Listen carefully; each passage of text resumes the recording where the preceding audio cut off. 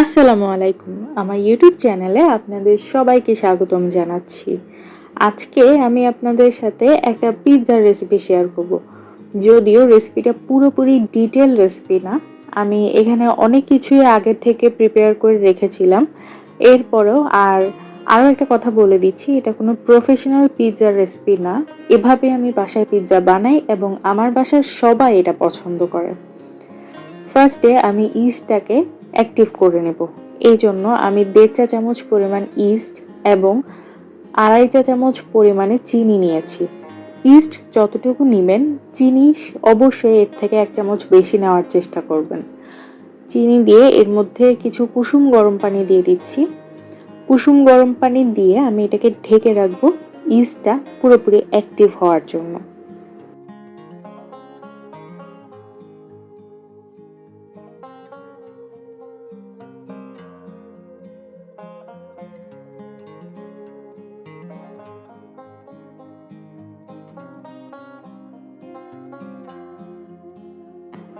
এখন আমার ইস্টটা অ্যাক্টিভ হয়ে গিয়েছে। ইস্টটা কি পরিমাণ ভালো মানের এটা বোঝার জন্য আপনাকে দেখতে হবে যে ইস্টটা আপনি যখন এভাবে রেখে দিবেন ১০ মিনিটের জন্য, এরপরে কি পরিমাণ ফেনা উঠবে বা ফুলে উঠবে। এখন আমি এখানে কিছুটা আটা নিয়েছি। আমি পিৎজা সচরাচর আটা দিয়েই বানাই। এই আটার মধ্যে আমি সামান্য পরিমাণ লবণ এবং দিয়ে দিচ্ছি একটা ডিম। পিৎজার ডো প্রিপেয়ারের সময় আমি কোনো ধরনের তেল ইউজ করি না এবং যে ইস্টের পানিটা আছে ওইটা দিয়ে আমি একটা খুব নরম ডো প্রিপেয়ার করে নিচ্ছি। ডোটা প্রিপেয়ার করে নেওয়ার পরে এটা আমি একপাশে রেখে দিচ্ছি ঢেকে এবং আমি পিৎজার অন্যান্য কাজগুলো সেরে নিচ্ছি। আপনারা চাইলে এই ডোটা ২৪ ঘন্টা আগে প্রিপেয়ার করে রেখে দিতে পারেন, কিন্তু আমি সব কিছুই ইনস্ট্যান্টলি করছিলাম, সেজন্য আমি বেশিক্ষণ রাখতে পারিনি। এরপরে পিৎজা সস বানানো। আমি আপনাদেরকে ফার্স্টেই বলেছিলাম প্রফেশনালি কোনো কিছু না থাকলেও আমি কোনোভাবে ম্যানেজ করে একটা পিৎজা বানাই যেটা আমার বাসার মানুষ পছন্দ করে। এখন পিৎজা সসের জায়গায় আমি এখানে দিয়ে দিচ্ছি chilli sauce, green chilli sauce, tomato ketchup এবং সয়া সস। এই ৩টা মিক্স করে নিয়ে একটা সস বানাচ্ছি এবং এর মধ্যে চিলি ফ্লেক্স এবং অরিগ্যানো আগের থেকে দিয়ে দিচ্ছি।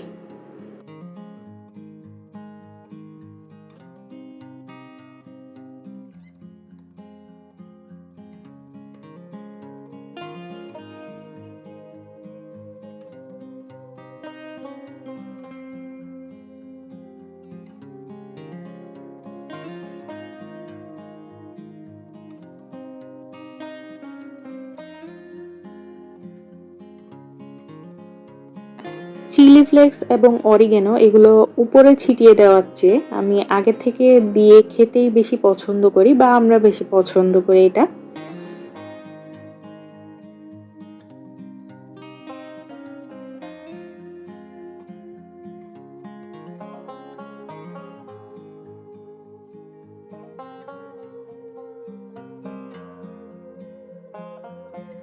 এখন এই সসটা বানিয়ে আমি একপাশে রেখে দিচ্ছি।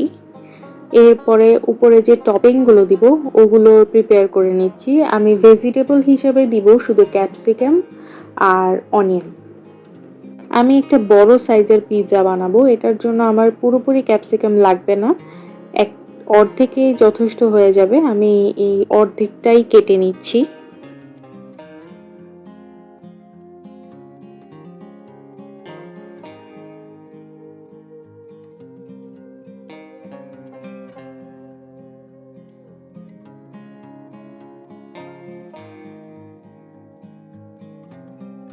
ক্যাপসিকামটা কেটে নেওয়ার পরে আমি একটা পেঁয়াজ নিয়েছি। আর এই পিৎজাটার জন্য একটার বেশি পেঁয়াজ লাগবে না, আমার এখানে একটাও পুরোপুরি লাগেনি, প্রায় অর্ধেকের থেকে একটু কম বেঁচে গিয়েছে।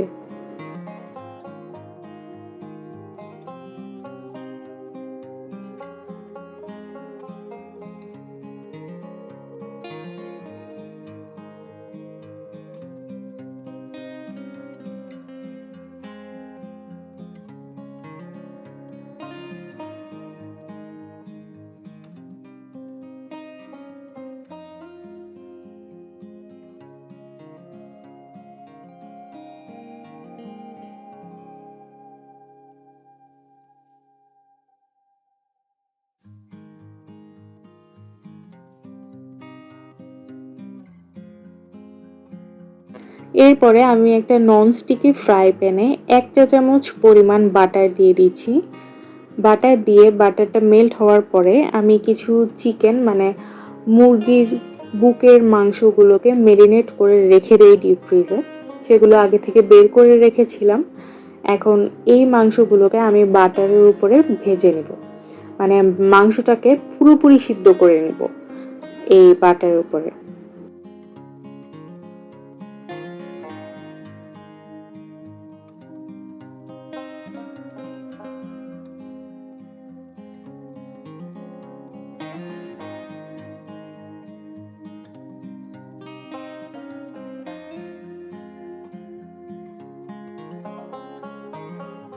যখন মাংসটা সিদ্ধ হয়ে যাবে এবং স্মোকি ফ্লেভার আসবে তখন আমি এটাকে তুলে ফেলবো এবং সেই হালকা বাটারের মধ্যে আমি ক্যাপসিকাম এবং পেঁয়াজগুলোকে একটু সটে করে নিব। এটা আপনার অ্যারাউন্ড 30 সেকেন্ডের মতো আমি চুলাতে রেখেছিলাম এই ক্যাপসিকাম অ্যান্ড অনিয়নগুলো।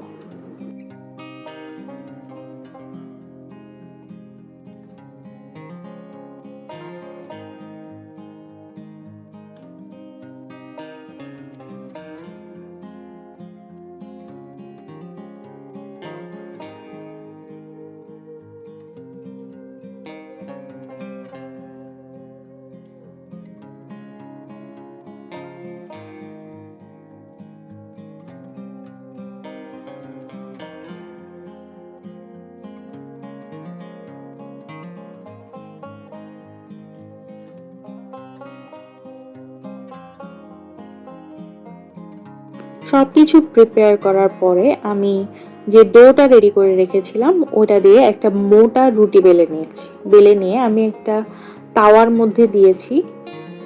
এখন ওই রুটিটার উপরে আমি যে সসটা বানিয়েছিলাম স্পেশালি সেই সসটা স্প্রেড করে দিচ্ছি।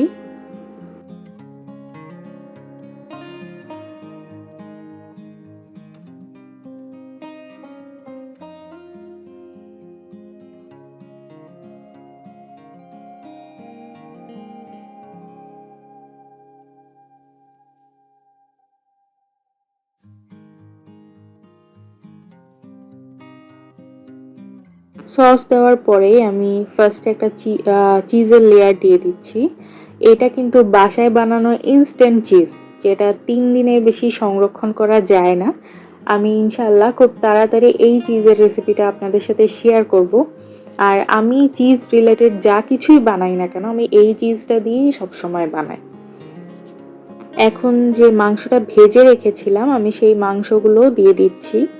আমি একটা পিৎজাই আজকে বানিয়েছি, সেই একটা পিৎজার রেসিপিটাই আমি আপনাদের সাথে শেয়ার করলাম। মাংসগুলো দিয়ে দেওয়ার পরে উপরে আমি যে ক্যাপসিকাম এবং অনিয়ন সটে করে রেখেছিলাম সেগুলো আস্তে আস্তে সাজিয়ে দিচ্ছি।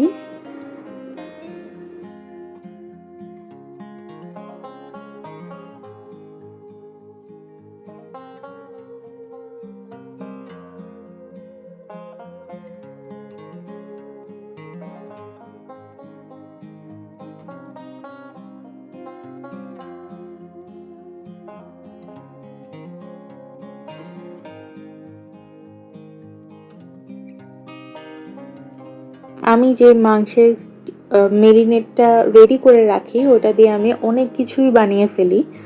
এখন ওই রেসিপিটা আমি ইনশাল্লাহ আপনাদের সবার সাথে শেয়ার করব।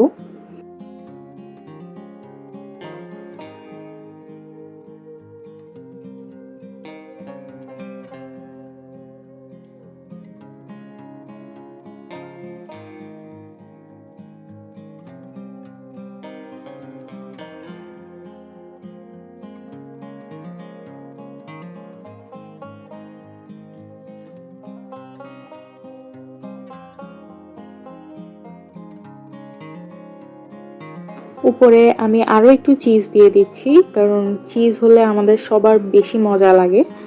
তারপর এই চুলাটা হাই হিটে আমি ঢেকে দিয়েছি। হাই হিটে ঢেকে দিয়ে ৩ মিনিটের মতো রেখেছি। এরপরে একবারে লো হিটে আরও ১০ মিনিট রেখেছি।